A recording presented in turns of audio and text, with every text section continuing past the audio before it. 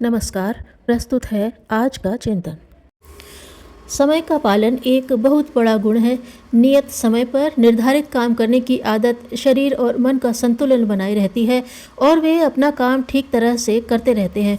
इसके विपरीत यदि अस्त व्यस्त जीवनचर्या रखी जाए, किसी काम का कोई निर्धारित समय न रहे, तो इसका प्रभाव शरीर एवं मन की स्वस्थता एवं प्रगति पर बहुत बुरा पड़ता है।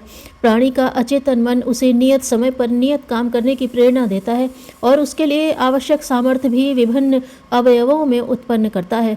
इस प्रकृति व्यवस्था का ठीक प्रकार उपयोग करके शरीर निर्वाह तथा लोक व्यवहार में हम प्रकृति का अभीष्ट सहयोग प्राप्त कर सकते हैं। नियत समय पर निर्धारित काम करने की व्यवस्थित दिनचर्या अपनाने की आदत बनाकर हम समग्र स्वास्थ्य की रक्षा कर सकते हैं और हाथ में लिए हुए कामों को सहज ही सफल बना सकते हैं। कीड़े मकोड़े और पक्षियों में यह विशेषता पाई जाती है कि वे अपने भीतर की किसी अज्ञात घड़ी के मार्गदर्शन से अपनी गतिविधियां पूर्णतया व्यवस्थित रखते हैं। फलतः प्रकृति उनके नगण्य से शरीर और मन को अपना जीवन यापन बहुत ही सुविधापूर्वक करते रहने के साधन जुटाए रहती है। यदि वे प्राणी नियमितता की आदत छोड़ दें तो निश्चित ही उनका जीवन यापन नितांत कठिन बन जाएगा।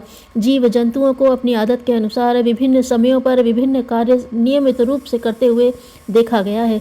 मुर्गा समय पर बांग देता है, रात को सियार नियत समय पर रोते हैं, पक्षी प्रातःकाल अपने निर्धारित क्रम से चहचहाते हैं, चमगादड़ रात को ही उड़ते हैं, उल्लू रात में ही अपना शिकार ढूंढते हैं। प्राणियों की अनेक महत्वपूर्ण आदतें नियत समय पर क्रियान्वित होती हैं। इसका क्या कारण हो सकता है? इस प्रश्न के उत्तर में पिछले दिनों यही कहा जाता रहा है कि यह प्रकृति के परिवर्तन का प्रभाव है। रात और दिन के बदलते हुए प्रभाव प्राणियों पर अपना प्रभाव छोड़ते हैं और उसकी उत्तेजना से वे नियत समय पर नियत कार्य करने को प्रेरित होते हैं। यह पिछला समाधान अब अमान्य ठहरा दिया गया है, क्योंकि सूर्य की गतिशीलता के कारण उत्पन्न होने वाले प्रभावों से पूरी तरह बचाकर रखने पर भी प्राणी नियत समय पर नियत कार्य करने के लिए तत्पर रहते देखे जाते हैं। तिलचट्टों को एक कृत्रिम वातावरण में रखा गया, जहां प्रकाश, अंधकार, शांति, कोलाहल, सर्दी, गर्मी की दृष्टि से सदा एक जैसी स्थिति रहती थी। समय के अंतर को पहचानने का कोई साधन उस वातावरण में नहीं था, तो भी तिलचट्टों ने नियत समय पर अपनी नियत हरकतें आरंभ कर दी। ऐसे ही वातावरण में चींटियां, दीमक, मधुमक्खियां तथा दूसरे कीड़ों को रखा गया, पर वे ठीक समय अनुसार ही अपने सोने, जागने और काम करने का प्रयत्न उसी समय करते रहे जिस समय की सामान्य वातावरण में क्रिया किया करते थे। यदि एक मक्खी प्रातः 8 बजे शक्कर चाटने के लिए कुछ समय जाने की अभ्यस्त कराई जाए, तो बाद में भी ठीक उसी समय बिना मिनट सेकंडों का अंतर किए उसी जगह पहुंचती रहेगी। पिछले कई वर्षों से वैज्ञानिकों द्वारा इस बात की खोज हो रही है कि प्राणियों के भीतर वह कौन सी घड़ी है जो उन्हें नियत समय पर नियत कार्य करने के लिए प्रेरित करती है।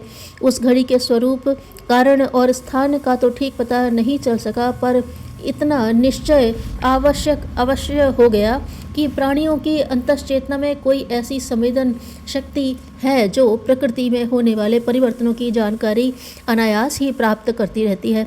स्थानीय आवरण डालने से भी उस संवेदन शक्ति पर पर्दा नहीं पड़ता। प्राणी समय संबंधी ज्ञान के किसी भी भुलावे के भीतर झांक कर वस्तुस्थिति की जानकारी प्राप्त कर लेते हैं। उनकी घड़ी नियत समय पर की जानकारी उन्हें यथावत देती रहती है। इस घड़ी की दूसरी विशेषता यह है कि अभ्यस्त समय पर नियत कार्य करने की उत्तेजना देती है। इस घड़ी का निर्माण उसकी जन्मजात प्रकृति के सहारे होता है, अतः उन जीवों को इधर उधर स्थानांतरित करने पर बदला हुआ समय उन्हें प्रभावित नहीं करता। प्राणियों की भीतर घड़ी झुठलाने के लिए अनेक प्रकार के प्रयोग किए गए।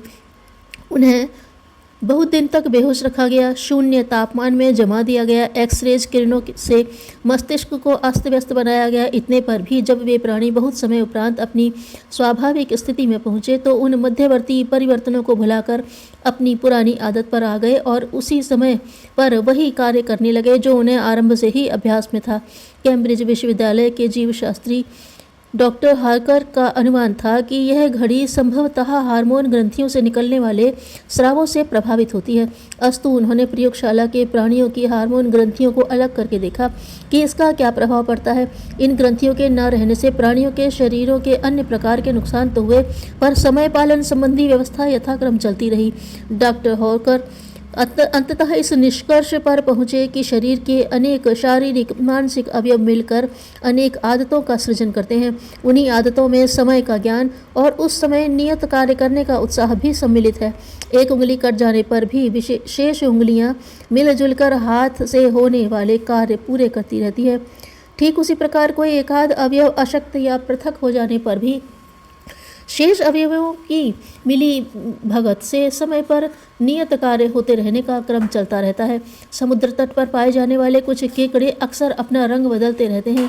दिन चढ़ने के साथ साथ वे गहरे चॉकलेटी होते जाते हैं, किंतु दिन ढलने के उपरांत उनमें हल्का पीलापन उभरता दिखाई पड़ता है।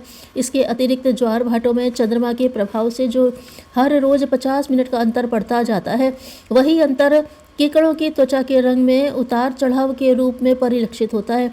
इन केकड़ों को समुद्र तट से हटाकर बहुत दूर पर्वतीय क्षेत्र में रखा गया तो भी उनके रंग परिवर्तन क्रम में तनिक सा भी अंतर नहीं दिख पड़ा। चींटियों की प्रणय के लिए नियत निर्धारित मुहूर्त पर होती है। वर्ष में एक दिन ही, एक समय ही उनका नियत रहता है। ठीक उसी घड़ी मुहूर्त में वे प्रणय केली के लिए आतुरता अनुभव करती हैं और नर मादाओं की बारातें सज धज कर इसी उन्मादी प्रयोजन में संलग्न दिखती हैं। इनका पंचांग कौन बनाता है?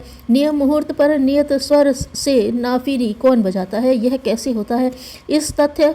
यह तथ्य समझ में न आने पर भी उनका निर्धारित क्रियाकलाप बिना मिनट सेकंडों के अंतर से यथावत चलता रहता है। अंग्रेजी कैलेंडर और हिंदुस्तानी पंचांग अपने ग्रह गणित में भूल चूक करते रहते हैं, पर चींटियों का पंचांग एवं मुहूर्त इतना सही होता है कि उन्हीं को प्रामाणिक मानकर अब ग्रह गणित में संशोधन करने की बात सोची जा रही है। कई जाति की मछलियों में भी यही विशेषता पाई जाती है कि गर्भधारण करने के लिए नियत समय का ही नहीं, नियत स्थान का भी ध्यान रखती हैं। मनुष्य यदि इन छोटे प्राणियों से समय पालन की नियमितता सीख सके तो इसमें उसकी भलाई ही है। वाणी ही नहीं, व्यवहार में भी मधुरता का समावेश रखो।